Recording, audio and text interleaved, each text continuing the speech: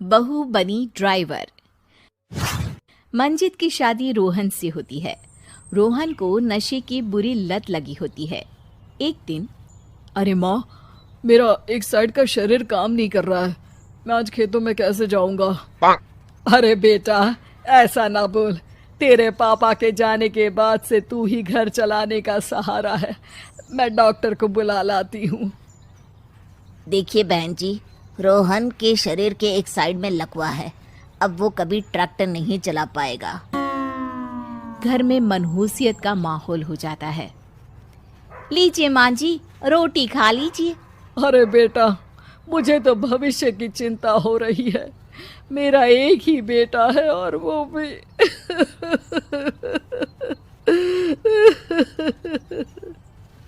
माँ जी, आप चिंता न करें।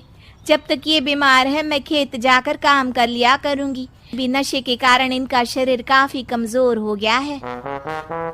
अगले दिन मंजीत खेत में जाकर काम कर शाम को घर लौटती है। ये ले बेटा, पानी पी ले। कैसा रहा काम का पहला दिन?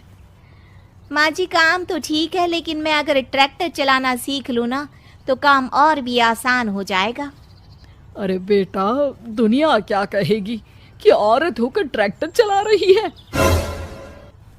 माँ जी, या तो हम दुनिया देख ले या अपना घर, कोई बात नहीं। जब ये ठीक हो जाएंगे तो सब ठीक हो जाएगा। अरे बहू, जरा बाहर तो आना। जी माँ जी। बहू, तेरे मामा जी आए हैं, तूने बुलाया था ना? हाँ माँ जी, वो मामा जी ना आज से मुझे ट्रैक्टर चलाना सीखा। मंजित मामा से ट्रैक्टर चलाना सीखती है। वो खेतों में काम करती है और एक दिन, माँ जी, पता है इस बार पूरे गांव में सबसे ज्यादा फसल का उत्पादन हमारे खेतों में हुआ है। इस साल तो खूब पैसे आएंगे। हाँ। सास खुश नहीं होती है। वो चुपचाप वहां से जाने लगती है। तभी मंजित उसे रोक लेती है।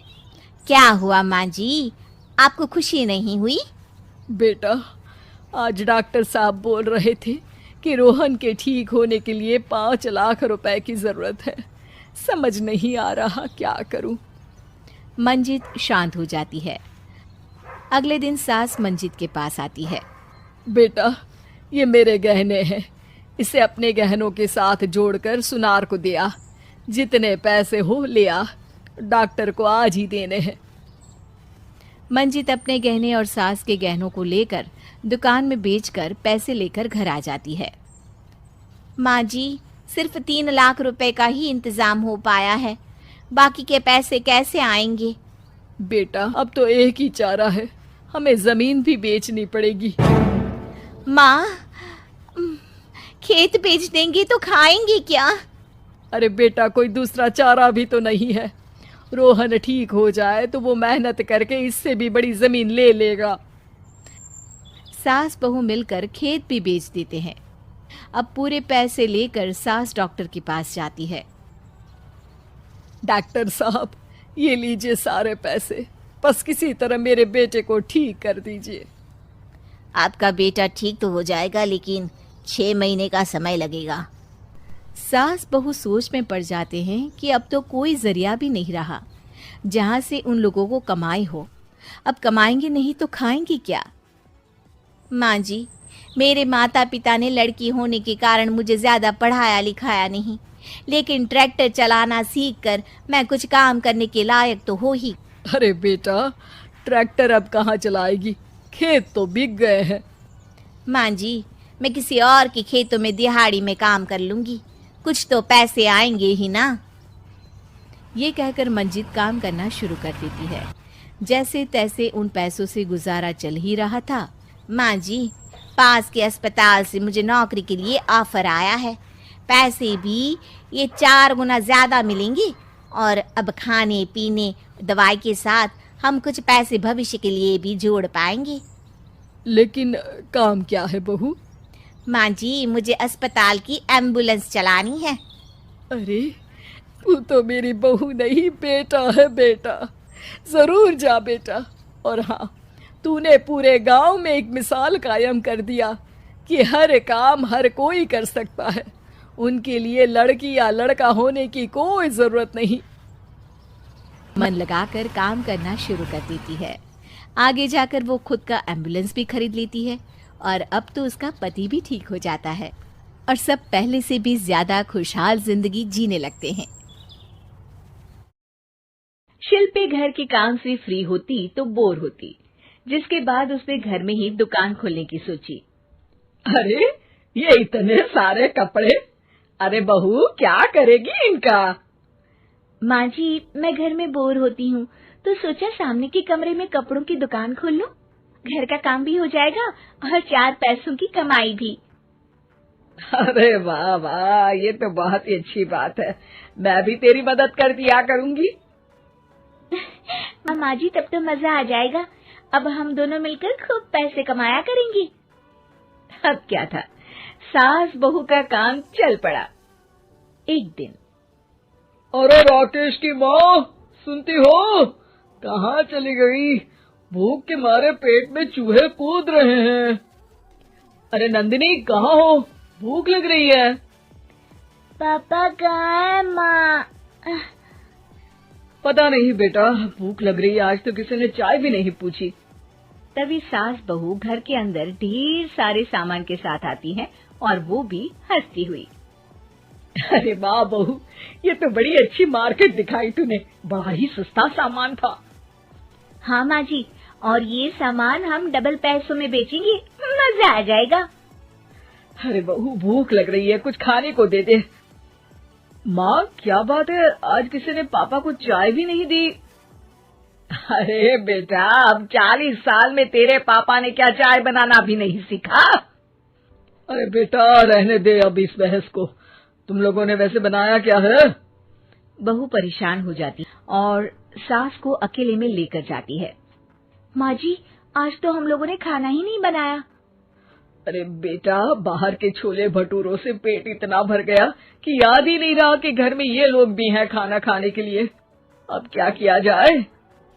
तभी घर में एक महिला आती है। जी, वो सुना है आप लोगों की यहाँ साड़ी बिकती है, जरा दिखाएंगे क्या? हाँ हाँ, क्यों नहीं। माँ जी, आप इन्हें साड़ी दिखाइए, मैं तब तक पिताजी और इनके लिए खाने का इंतजाम करती हूँ। सास उस औरत को लेकर सामने वाले कमरे में चली जाती है जहाँ उन लोगों ने दुकान खोली थी। वहीं बहू भी किचन में चली जाती है। अब इतनी जल्दी क्या बनाऊं? पापा जी तो खाने के लिए भी बैठ गए हैं। आइडिया, मैं खाना बाहर से ही ऑर्डर कर देती हूँ। थोड़ी देर में खाना आ जाता है और बहू टेबल पर खाना लगा देती है। हे भगवान, कितनी कड़वी दाल बनाई है बेटा। नहीं नहीं पिताजी, वो क्या बात है नंदिनी, रोटी तो चबाई ही नहीं जा रही है, लग रहा है रबड़ खा रहा हूँ। एक तो इतने महंगे होटल से खाना मंगवाया और वो भी इन लोगों को पसंद नहीं आया। तभी सास नोट गिनती हुई बाहर आती है। वाह माँ जी, बड़ी कमाई हुई लगती है। हाँ, मैंने वो 2000 वाली साड़ी 3000 में बेच दी। अरे माँ जी। दोनों सास बहू बहुत खुश हो जाती हैं। मेरे पेट में ना बेटा जोर का दर्द हो रहा है। अरे माँ, क्या हुआ? पेट में दर्द? बाहर का कुछ खाया था क्या? मैदा तो नहीं खा लिया? मैंने छोले भटूरे खाए थे। माँ क्यों खाए? आपको तो पता है कि आपको मैदा सूट नहीं करता। चलिए माँ को डॉक्टर के पास ले जाते हैं। तभी अंदर से पापा की आवाज आती है। हे भगवान, मेरा तो पेट खराब हो गया। सब पिताजी के पास जाते हैं। पिताजी, आपको क्या हुआ? खाना बासी था शायद। अरे पिताजी, नंदिनी जानती है कि बासी खाने से आपकी तबीयत खराब हो जाती है, तो वो ऐसा क्यों देगी, है ना नंदिनी? वो खाना मैंने बाहर से ऑर्डर किया था। मैं और माँ दुकान का सामान लेने गए थे, इसलिए खाना नहीं बना पाए। क्या? दुकान के चक्कर में तुमने तो सारे घर का हाल बिगाड़ रखा है। चलो अब माँ और पापा को लेकर अस्पताल चलते हैं। अस्पताल में जाने पर डॉक्टर कहते हैं, हाँ, इन दोनों को तो एक दिन के लिए एडमिट करना पड़ेगा। क्या? क्यों? पेट ही तो खराब है ना। हाँ, तो घर ले जाइए ना, अगर लग रहा है कि कोई बड़ी बात नहीं है और हम सिर्फ पैसा कमाने के लिए इन लोगों को एडमिट कर रहे हैं। नर्स, जरा इन लोगों को बिल तो दे देना। चलिए, मैं आप लोगों को पैकेज समझा देती हूँ। जब बहू के हाथ में बिल आता है, हे भगवान, 60,000 रुपए! इतना तो मैंने कमाया भी ना था। अब समझ गई कि कमाई के चक्कर में घर के लोगों की सेहत के साथ मैं खिलवाड़ कर रही थी। बहू का लौटा बचपन। रश्मि की सास उससे बहुत काम कराती थी और वो इस बात से बहुत परेशान हो गई थी।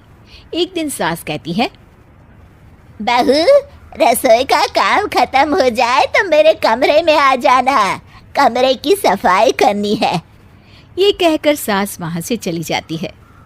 ये सासू माँ भी ना एक के बाद एक काम देती ही जाती है, जैसे कि मैं कोई बोतल से निकली हुई जिन हूँ। रश्मि अपनी सास के कमरे में जाती है और स्टूल पर चढ़कर अलमारी से सामान निकाल रही होती है। अरे बहू, संभाल कर, मेरा सामान तोड़ मत दियो। वाह, इन्हें अपनी बहू की कोई चिंता नहीं है, सामान की पड़ी है कि वो ना टूट जाए। अब तो इनका सामान तोड़ना ही पड़ेगा। रश्मि सामान हाथ में पकड़ लेती है और नाटक करने लगती है। सास ये देखकर घबरा जाती है। अरे बहू, मेरा सामान बचाकर कहीं गिर न जाए। हाँ हाँ मम्मी जी, नहीं गिराऊंगी आपका सामान। रश्मि का सच में बैलेंस बिगड़ जाता है। अरे मेरा तो सच में बैलेंस बिगड़ रहा है। रश्मि स्टूल से नीचे गिर जाती है और उसका सर बेड से लग जाता है। रश्मि के सर में दर्द हो रहा होता है। वो बेहोश नहीं हुई होती है, लेकिन वो आंखें मूंद कर पड़ी रहती है। ये देखकर उसकी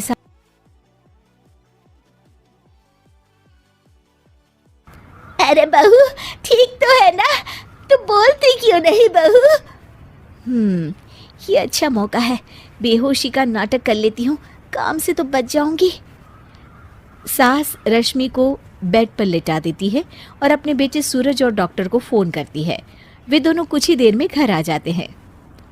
सर पर चोट आने की वजह से ये बेहोश हो गई है। मैं कुछ दवाइयाँ लिख कर देता हूँ, ये मंगा लीजिएगा। उफ, वो ठीक हो जाऊंगी तो फिर से काम करना पड़ेगा। क्या करूं? अरे हाँ, ऐसी तरकीब निकाली है जिससे काम भी नहीं करना पड़ेगा और मेरी प्यारी सासू माँ को भी सबक सिखाने का मौका मिल जाएगा। डॉक्टर चले जाते हैं और रश्मि होश में आती है। तब वो बच्ची बनकर याददाश्त खोने का नाटक करने लगती है।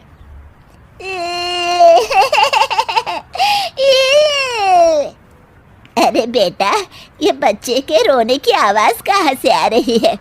हाँ माँ, मैंने भी आवाज़ सुनी। फिर से रोने की आवाज आती है। अरे, ये तो मेरे कमरे से आ रही है। वो दोनों कमरे में आते हैं तो रश्मि रो रही होती है और बच्चों की तरह हरकतें कर रही होती है। दोनों उसे देखकर हैरान रह जाते हैं। मेरे मम्मी जी पापा कहाँ है? मुझे आइसक्रीम खानी है। अरे सूरज, ये तो बच्चों की तरह बर्ताव कर रही है। हाँ माँ, लगता है चोट लगने से इसके दिमाग पर असर हुआ है। आप लोग कौन है? मुझे मम्मी के पास जाना है। अंकल अंकल, मुझे मम्मी के पास जाना है। अंकल? अरे रश्मि, मैं तुम्हारा पति हूँ, क्या तुम्हें याद नहीं है? पति क्या होता है अंकल? और ये बूढ़ी आंटी कौन है? बूढ़ी आंटी? बूढ़ी किसको बोला? बूढ़ी को बूढ़ी नहीं बोलूंगी तो क्या बोलूंगी? तुझे तो अभी बताती हूँ मैं।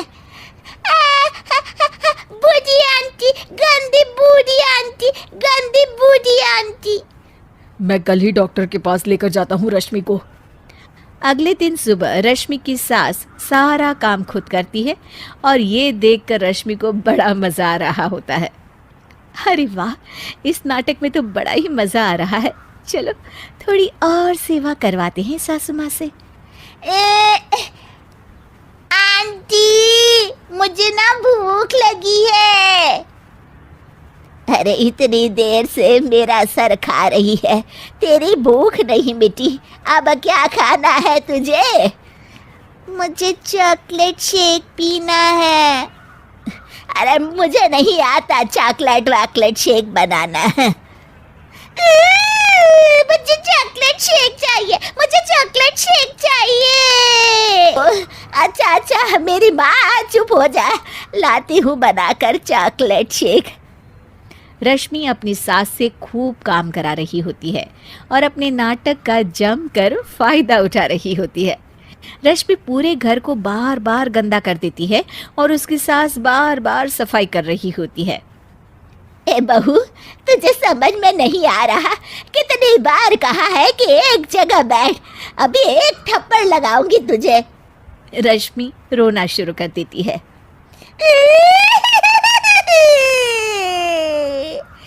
अरे अच्छा बाबा माफ कर दे, मत रो।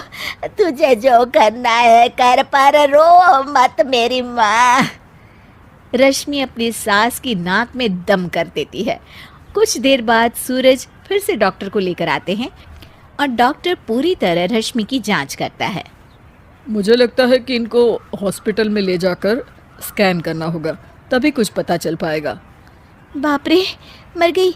ये तो हॉस्पिटल ले जाने की बात करने लगे हैं। नहीं नहीं, मुझे हॉस्पिटल नहीं जाना। नहीं नहीं, मुझे हॉस्पिटल नहीं जाना डॉक्टर अंकल, गंदे अंकल, मुझे नहीं जाना। डॉक्टर तभी एक इंजेक्शन निकालते हैं और रश्मि को लगाने जा।